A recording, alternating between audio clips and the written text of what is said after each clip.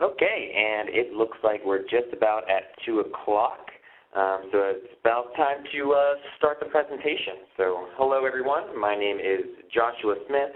I'm one of the regional sales managers over here at Schloss and Fleming. I want to thank you all very much for attending today's webinar. Some of my goals for today are to teach you a little bit about the basics of Medicare supplements, as well as fill you in on some changes that will be coming up here in 2020. I'm not going to go super in-depth with everything. I'm just hoping to get some overall understanding of the plan types that are available now, and then what to expect coming up in the next few years.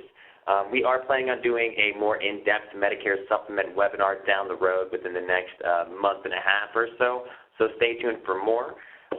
And I do apologize if there's any sort of loud noises in the background. There's some folks doing landscaping outside, so if you hear a chainsaw, it's okay. I'm fine. That's just the folks doing landscaping. So let's go over what plans are currently available. In most states, what you see on the screen, these are going to be the options. Now realize not all carriers will have every plan type available, but if they did have every plan, then this is what it would break down to. Insurance companies selling Medicare supplement plans are required to make Plan A available. If they offer any other Medicare supplements, they must also offer either Plan C or Plan F. As you can see here on the screen, Plan F is going to be one of the most comprehensive plans out there, covering just about everything. Plan C, the same thing except not covering the Part B excess charges. Not all types of Medicare supplement policies may be available in your state. There are different structures in Massachusetts, Minnesota, and Wisconsin. So if you have any questions on those, feel free to give us a call. We'll be explaining how those work in more detail. There was a question in the audience saying they have no audio. I'm glad that you fixed that, Donna. Please let me know if you have any questions going forward. But like I said earlier, there are some changes coming, and I'll be going over them. But I did want to point out that this is not the first time that Medicare supplement landscape has changed. Some previous changes to MedSupp include the removal of plans E, H, I, and J, as well as some changes to Plan G back in 2010. They went from 80% coverage of excess charges to 100%. So getting back into the different plan types, we're going to start by going a bit out of alphabetical order, so my apologies to anyone with a bit of OCD, but I feel like it's better to start with plans F and C as they are the most comprehensive, but also because they're the ones that are going to be mostly affected by the 2020 changes coming up. But until then, they do offer some of the most comprehensive benefits that are out today. As we saw on the original slide, Plan F covers just about everything, including the Part B deductible. This level of coverage makes it possible to have that coverage, but it's also going to be one of the most expensive plans out there, however, going to be the most chosen. Plan C, while still covering everything that Plan F covers, does not cover any Part B excess charges, which in some states allow doctors to charge up to 110% of the Medicare allowable amount.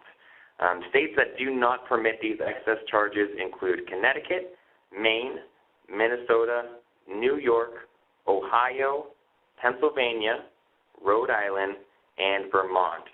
So if you're in those states, it might be worth your while to see if there are any competitive price Plan Cs compared to Plan F, because it'd basically be the same thing at that point. Plans G and B. As far as coverage levels go, if Plans F and C offer the most comprehensive plans, then Plans G and D are going to be next in line. It should be noted that we're seeing a lot of movement to Plan G in recent years. So to keep that plan on your radar the next time that the Medicare supplement conversation comes up, Plan G, as you can see, does cover everything that Plan F covers except for the Part B deductible, so very comprehensive. Plan D covers everything Plan F covers except for the Part B deductible, as well as the excess charges. So again, if you're in one of those states that don't allow for excess charges, it might be worth your while to see if these plans would also be competitive. Plans M and M. Going down the list here, we arrive at M and N. Both are similar to Plan B in that they do not cover the Medicare Part B deductible nor the excess charges. Also, there is some cost sharing involved as well. Plan M will only cover half of the Medicare Part A inpatient deductible, which in 2016 is $1,288 for each benefit period. Plan N, which is another plan we're seeing a bit more often here at NYCHLOS, works a bit like a PPO in which you can go to any Medicare accepting doctor, but you will be faced with some co-payment options such as the $20 fee for office visits and up to $50 for emergency room visits where the patient is not admitted. Plans K and L. Here we have, and as we've been going through this process, we've seen the plans that we're seeing now offer a bit less than the ones previously. So both plans do cover the Part A coinsurance and preventative care at 100%, but only 50% or 75% of the Part A deductible and 50% or 75% of Part B coinsurance. Neither cover the Part B deductible, excess charges, nor foreign travel coverage. And as you can see here, I outlined a little bit more of what the plans actually offer and kind of seeing the, the 50% versus 75. So like I said, basically Plan K covers half of these following co-payments and include an out-of-pocket maximum of $4,660. Plan L covers a bit more with 75% coverage on the same services and has a lower out-of-pocket maximum of only $2,330. Plans A and B. Finally, here we are. As noted on the screen, we don't see a lot of sales for these, and mostly because they don't cover skilled nursing facility coinsurance.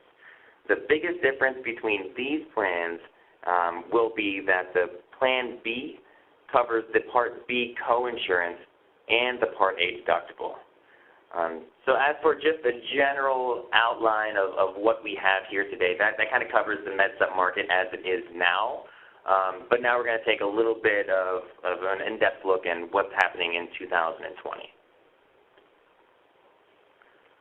Okay, so as of 2020, Medicare supplement plans, aka Medigap, will no longer sell new Medicare supplement plans C or F, which, as we discussed, are the most comprehensive plans out there today.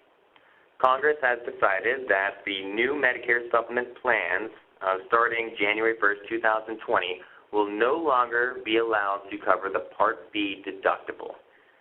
Congress believes that requiring all Medicare members to pay for their Part B deductible will reduce medical overuse. And since Medicare plans C and F are the only plans that cover the Part B deductible, they're going to be the only ones affected by these changes.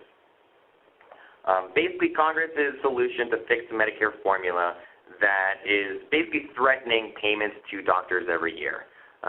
Congress kind of calls this the doc fix, which is their way of saying that they want Medicare beneficiaries to pay part of the bill.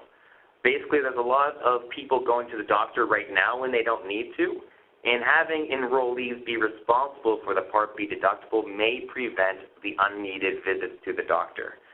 The theory is that people who have copays will use the system more, thus will cost Medicare more money.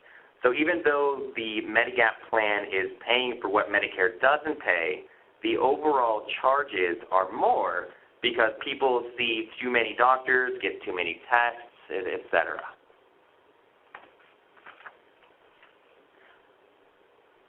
So what is the impact on you, the agent? Well, it won't matter too much, or won't have too much of an impact at all unless you're currently selling plans F or C. Do you know, however, that oftentimes when we see these types of actions, we do see an increase in the plan's premium. We recommend getting yourself more familiar with those plans G and N, like I mentioned earlier. Plan G, again, covers everything that Plan F currently does, except for the Part B deductible. Plan N pays 100% of the Part B coinsurance after reaching the Part B deductible. This plan also includes the copayment of $20 for some office visits and up to $50 copays for emergency room visits that, again, do not result in an inpatient admission. What is most important, though, for agents is to really educate your clients. You want to make sure that your client understands the different Medicare supplement plan types and the differences between them. Some agents will continue to sell plans F and C until 2020. These plans will still be available to those that are Medicare eligible prior to 2020. So basically, for clients that are already on Medicare prior to this change, they can still enroll into a Plan C or F. You and your clients should understand that after 2020, new Medicare eligibles will not be able to purchase a Plan F or C. People already enrolled into Plans F or C on December 31st, 2019 will be able to continue that coverage until they decide to switch. So folks that are already on Plan F and C won't be, there's not going to be any change. People that are currently on Medicare right now in 2020, if they want to switch to a Plan F or Plan C, they still will be able to do so, being able to, pending if they can pass underwriting or not. They'll still be able to make that move, but it's only for these folks that are turning Medicare eligible past that date that are no longer going to be eligible for those Plans C and F, which again cover the Part B deductible. Now, if you're one of those agents that want to switch your clients over to F or C, because let's face it, you're going to be faced with a lot of questions that come up from your individuals that say, hey, I have this Plan F or I have this Plan C. I'm hearing on the news that Medicare is changing that I'm not going to be able to have that plan. Is that true? You can let them know, no, you're on that plan. You can stay in that plan. But if you're looking to switch plans, at this point, maybe they've gone through a couple of rate increases. They can't quite afford that. This might be a perfect opportunity to switch them. Put them on a Plan G or a Plan N to save them some money. And then with that premium that they're saving, you might be able to put them on a cancer plan or a dental plan or over to a Medicare Advantage plan with, a hospital indemnity. So there's still a lot of options available to you guys. And really, those are the main changes that we've had so far for 2020. And it's really only impacting those plans F and C. The only thing is, though, is that since Plan F is the most comprehensive plan out there and the most widely sold, you're going to see a lot of these questions. But as we've gone through this today, I hope that answered a lot of them and kind of got you more at ease.